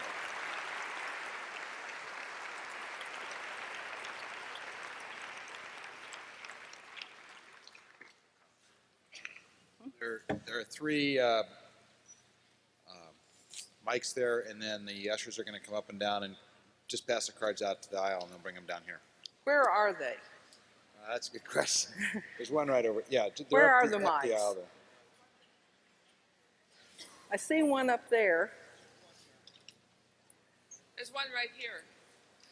Where's there? Right here. Oh, right there. So the other one must be about the same place. I just have to locate the 3 stones of creation. I'll start with you first. It seems to me, I remember from my reading that the Mayan calendar has a closing date or an ending date. How does that fit in with your present interpretation of their view of cosmology? Okay. This is a kind of debate that's been going on for a long time. What you're talking about is that on December the 23rd of the year 2012, the period ending 130000 4 Hau 3 Kankin will occur again. There are a lot of people around the world that are making a lot out of this, right? But the one piece of information that tells us that's not the way the ancient Maya thought about it is there is an inscription at Palenque in which Pakal wrote that 8 days after the end of the first Pictoon, the memory of his accession would be celebrated. That Pictoon is the 8,000th year. after the beginning of creation. That will occur in 4774 AD. Now, the world's still got to be around for that Pictune to end. And so basically, this idea that the world's going to end at 13000, this would have been for the ancient Maya a tremendously important period ending, and one that everybody would have gotten excited about. But it's, all right, it's not the end of the world in that sense, okay? But the other sense is this: for the Maya of the Chamula, and in the New Year's pages of the Dresden Codex, all period endings, whether it's the year of 260 days or a year of 365 days or a group of 20 years, is in its way a recreation of the world. And every time the Maya come up to one of those points, the world is in danger again. And unless the community performs the proper ritual, and unless the community helps the gods, for instance, the Chamulas do it every year in their Intahimol. They believe that in the period just before Lent begins, that chaos wins and banishes the Sun Christ to the other world. And through their ritual, they must help the Sun Christ out of the world so that he can move in his circuit again, and if he doesn't, the world will end. And so in that sense, every period ending is a destruction and a creation. But in the sense that 13000 in the ancient Maya mode would be the end of the cosmos and a new beginning, they didn't write about it that way, okay? Now, the second stone, we got a second stone over here, okay? I have two questions which may or may not be related. The first one is that when the anthropologists started working on Central American anthropology, I'm thinking of people like Evan Vogt, they seem to miss the strong adherence to old ways. And yet you have to assume they're reasonably good anthropologists. I guess one question I have is, why did they seem to miss the cues that suggested that the Maya were still hanging on to old ways and were only very vaguely Christian? And the related question I have is, given the destruction of the priesthood with the conquest, I find it amazing that all these traditions survived so strongly that you can make this concordance between your interpretation of the glyphs and what they're practicing today. And do you have any hypotheses about what accounts Yeah, for those that? are really neat questions. First of all, people like Evan Vogt and Gary Gosson and other ethnographers who have worked on this, including a really wonderful ethnographer named Raphael Girard, all posed and said that this connection was there. The problem was that the classic period was a blank. We basically knew it only through dirt archaeology, and before the decipherment, we had no real idea what those texts were saying. What has happened in the last 20 years is the decipherment has given us a window on what the ancient Maya were saying about the world. We know now, before we were saying that was the world tree, but we had no idea what their name for it was. And all of a sudden, when the past gets its voice, then we can begin talking about what Maya said about themselves in 700 AD and compare to what they're saying in 1994. And that's where all of a sudden these contacts occurred. Your second question I love even better, boy. I did not pay her to ask that question. Almost all of our social theory for the last 50 years has been based on the Marxist model. We presume that the common people and that the elites are separate and are at war with each other. But Stanley Tambaya, who has studied the Buddhist kingdoms of Southeast Asia, has proposed another model. And in this model, what happens is that there is a replication that begins in household ritual. And at each stage of the complexity, at each stage of the hierarchy, what the people are actually doing is a replica in more elaboration and with more wealthy objects of what is essentially household ritual. In other words, what the king is doing when he lets blood from his penis, when he builds the great temples, when he does all of this, is essentially what the farmer does when he plants maize. And so when you cut off the head of that snake, it grows back, because the brains of that kind of society is not held just by the elite. It means that the exotic, complex understanding of the cosmology of the world is held by all of the people in the society. So the little Chuchkahau shaman in the village could take it forward past the Spanish just as easily as the king could. And I think that's what happened. Up, my high stone there. Yes, in 1974, I had the great good fortune of a chance meeting with Gertrude Bloom Yeah. in San Cristobal de la Casa, and subsequent to that meeting, through her good graces, went through a hike for 10 days out through the jungle between Ocosingo and Panamojo, stopping at Naha on the fifth night. You met Chanquin then? Met Chongqing Viejo, and he gave me one of his cigars, which I still have. Yeah. And Don't smoke it. yeah, I wouldn't think of it. But one thing that he told us, and my language communication was very limited, so I wanted to get you a twist on this. He said that when the Lacandone dies, it will be the end of the world. Yeah. And my interpretation was that it's either the consciousness that they put out to create the world would end with their death, physical death, or whatever you might have to offer. Well, I have a friend, John McGee, the guy I told you about that worked with old Chanquin, that told about the tree. John is an ethnographer who speaks Lacandone. He needs no translator. He told me a wonderful story. He's in his late 30s now, and he's never married. And so all of the times that he's gone to Naha, old Chanquin makes him sleep with the boys because he's not an adult man yet. He's not married. He can't wait to go back because he's getting married in March. When he goes back this time, he can stay with the men. He's been working with them for a very long time, and we've talked a great deal about this, as my friend Nikolai Gruba has been working with the prophecies of the Krutzob.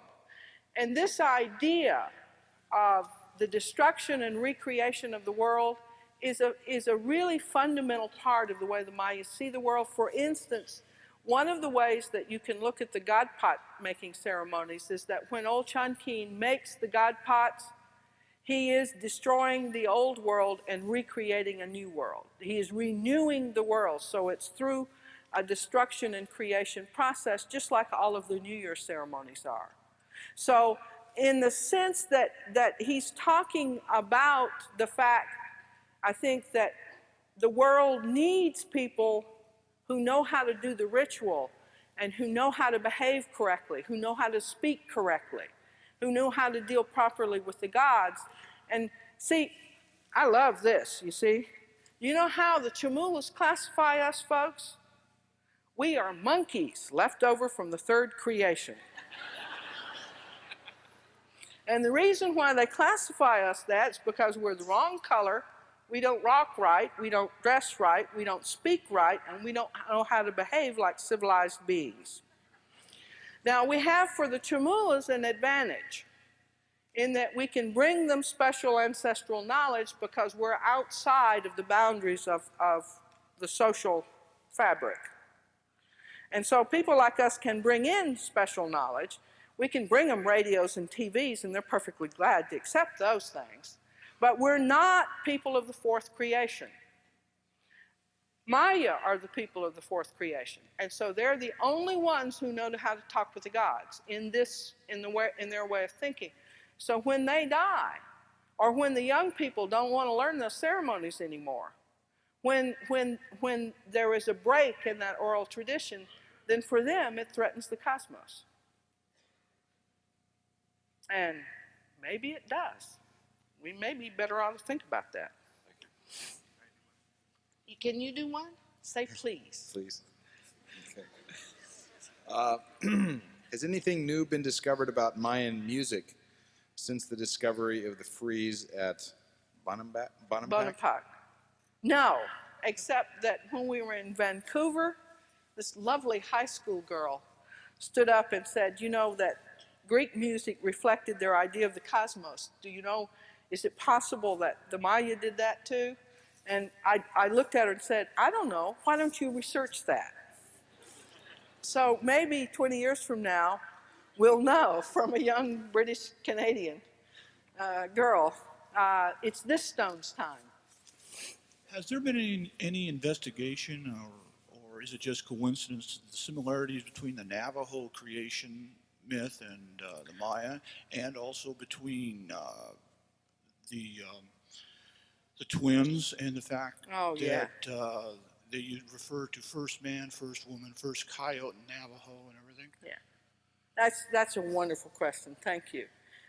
The details of the different traditions will be a little bit different, but more than any of us have ever been willing to admit or acknowledge, Native Americans have one of the great high religious traditions of the world. And like Christianity, that covers huge boundaries, or Buddhism or Islam, that covers huge areas and has many, many different fugal types of restatements depending on the cultural heritage of the people. Native American religion's the same way. It goes from the Arctic all the way down to Tierra del Fuego.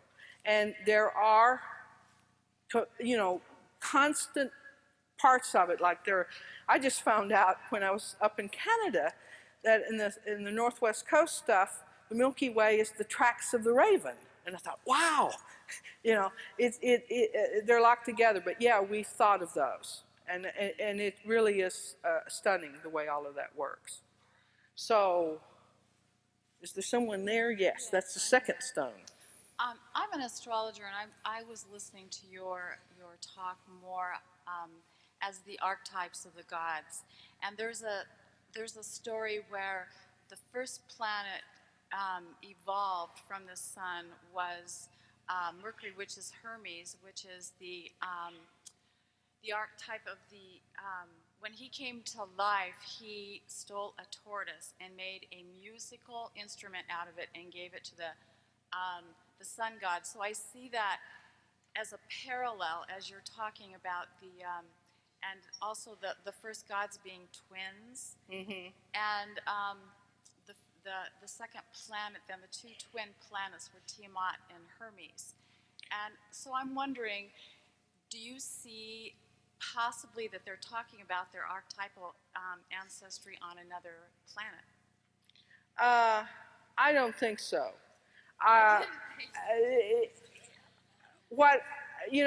There are all sorts of different ways of approaching this that different scholars around the world have tried to generate that will explain this. Like Jung talks about it in archetypes, and the way he talks about it, they would have to be hardwired in our genetics. I don't think that I doubt if it's hardwired. I don't think that probably the concepts are that much. What seems to me is this, is that when human beings need to find metaphor to encode their understanding of the world, the grist in the mill, the sources that they go for the metaphor, is the natural world around them. Now, our science does the same thing, but our science has, in general, a very short time span. And its vision tends to be, even though we look out to the edge of the universe, it is, in a way, very myopic. And what I mean by that is we come to conclusion after we have vested very little time. Many of these great mythologies around the world, like my friend Johannes and his work with the Rowau, are encoding knowledge of the natural world that is thousands of years old. And so it has a profound subtlety that is very difficult for our scientists to match. Our scientists can access absolutely different kinds of knowledge about the same phenomena, but that the similarities in my way of thinking comes from that rather than in some,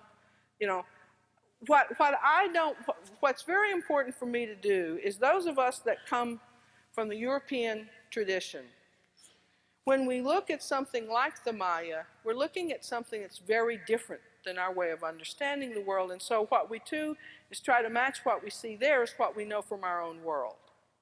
Well, what that does is it tends to account for the genius of Native American peoples as coming from Europe or Asia. And I think it is incredibly important for all of us just to step back and say that the genius of Native Americans comes from these worlds. It is their work and their accomplishments. They didn't need Europeans, they didn't need astronauts, and they didn't need Asians to tell them how to understand the world.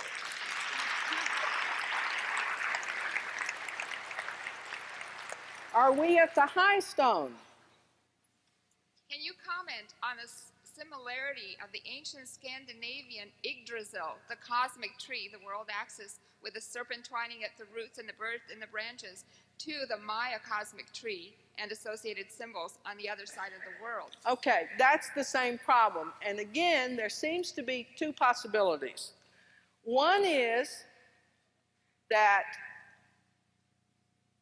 trees are dominant in both environments. And they're natural symbols. They grow, they have their roots in the ground, they have their branches up above. They do all sorts of lovely natural things that just make them ready-made symbols. That's one way to look at it. And it's probably the way that'll get us in least trouble. The other way, and I'm beginning to take this seriously, although I fought Dave Kelly over it for 20 years, is that in the very ancient past, 50,000, 70,000 years ago, there is a shamanistic tradition out of Central Asia that goes in both directions. And that many of these things, for instance, if you go to Scandinavia, you're dealing with Laplanders and you're dealing with the shamanistic tradition there. And that many of these definitions of the world come from that shamanistic tradition. Now here, I'm not talking just about myth. Because one of the things our scientists who have taken trance seriously have discovered is that there are physiological experiences in trance, whether it is drug-induced or whether it's performance-induced, that all human beings share. In the Americas, much of it's drug-induced. It will be nicotine-induced, it will be peyote-induced, it will be mescaline-induced. There are several different major chemical families that induce it. And each one of these has a constant physiological component about what's said. What happened in the old world is it's less drug-induced as it's induced by anorexia and sense deprivation. But the fact that the brain goes through the same kinds of physiological effects when it goes through trance may unify components of all of these experiences that human beings go through all around the world. And that's the other possibility. I don't know which is true. It's your Please, time again. my turn, please. I'm not sure whether you can pass this one, I'll ask you another one, but basically there's several questions on shamans in particular. This one is implicit in the title of your talk and the book. This definition of shaman, what is a shaman and how is this term applicable for the Maya rather than priest? Okay. Sort of the definition of shaman is somewhat related. I was explaining that today at Wilson High School. This was Wilson High School, wasn't it? Wilson High School. Yeah. Eliade is the one that really put shaman as a term into the anthropological basket of terms. It comes from the study of the Katungi people, and there are a lot of anthropologists and people who think it's not right to take the word for their religious practitioner, which is shaman, and apply it to other people. But I think it's a pretty good idea because as a prototype of a definition of components of religious experience, I think Eliade was right. Here are the components of shamanism. One is there are components of worldview that are constant. In almost all shamanistic traditions, there is a worldview that has a central axis. That axis mundi can be a tree, it can be a pole, it can be all sorts of different things. The world is usually divided into the four directions. The directions have color, and there's an arc of heaven, and there's some means of communicating between vertical orientations in the world. Second characteristic, religious leaders are not ordained and appointed. They are not sanctioned by institutions. They are called. And they're called usually through dreaming. So that it's not a matter of going to a seminary and getting appointed as a priest. Anyone can become a shaman. That doesn't mean a shaman doesn't go through a lot of training. It's just that they apprentice themselves to an experienced, well-known shaman, and they learn by doing. Now, the problem in the state is how do you match a system that has direct and predictable authority exchange and descent with a shamanistic tradition? And one of the ways people have done it in all sorts of positions, including, my friends, the Japanese. In case you don't know it, the Japanese have a shamanistic state. Is they say that a central family has special blood and special access to the supernatural and therefore are natural shamans. And that's exactly what the Emperor of Japan is. If any of you saw his initiation rituals when they were giving them the jades and they were giving him the mirrors and they were giving him all of those are all shamanistic objects that the Emperor of Japan must have and manipulate in order to keep Japan in its proper balance. And then finally, in shamanism, the fundamental kind of religious experience that is the heart of all of this is that shamanism always involves curing. It can be curing on the individual level or it can be curing on the level of the community, and that's what the king usually did. He operated at the community level, and they do it through trance journey. In other words, the shaman himself, through trance, journeys into the other world and speaks with the ancestors and finds out what the problem is, comes back and fixes it, or they call beings from the other world into our world in order to help in the healing. And the Maya had both kinds. They both transformed. In fact, all over Mesoamerica today, you have Nahualism. You talk to a Yucatec that gets a pig follows him down the road at night. That ain't a natural pig. That's somebody who's got something against him, is trying to catch him at night. Go to Yucatan, you'll have all sorts of stories of people that shoot cats in their roofs, roof beams of the house, or pigs in their outside yards. You walk outside and there's a man laying there. Well, that's a shaman they killed, who once he was dead transformed back into his real form. So this sort of part is very much a part of a lot of Native American religion and a lot of the traditions, and specifically of Olmec and Maya and Nahuatl and a whole bunch of them, almost all of them in Mesoamerica. Those little figures that float around, in fact, I've got one on. There's the paddler floating. Okay, let's see, that was for me, so you got to go over there. Okay. Do we have someone at this stone? Yeah. Yes. Linda, you spoke about the portal to the other world. I was wondering, now how is that portal opened? And then once opened, how long did it last and how was it used? Oh, that's a neat question. Thank you. Anybody can open it. And the way that you opening it is you make a centering table. And that very act that I showed you, that altar that had the 4 candles and the cross and the thing, that opens a portal. Any person who in a ritual in his farm, in a house, a shaman who comes in, like one of the things that today's Yucatecs will do is if there's something going wrong in the house, like your machines don't work and your kids are sick and everybody's angry at everybody and the dog barks and, just one of those, you know how it is, just everything goes wrong, right? Or your mother-in-law's been there and she's left a path of hate behind, right? Right? It was always my husband's mother-in-law that caused that problem in my family. What you do is you go in, you ask a shaman in, and what they'll do is they'll quarter the house and center it. That opens the portal. And then what they will do is they will catch all of that bad feeling in one corner. They call it perching it. And then they capture it, and they take it out, and they let it go in the wilderness, away from the social house.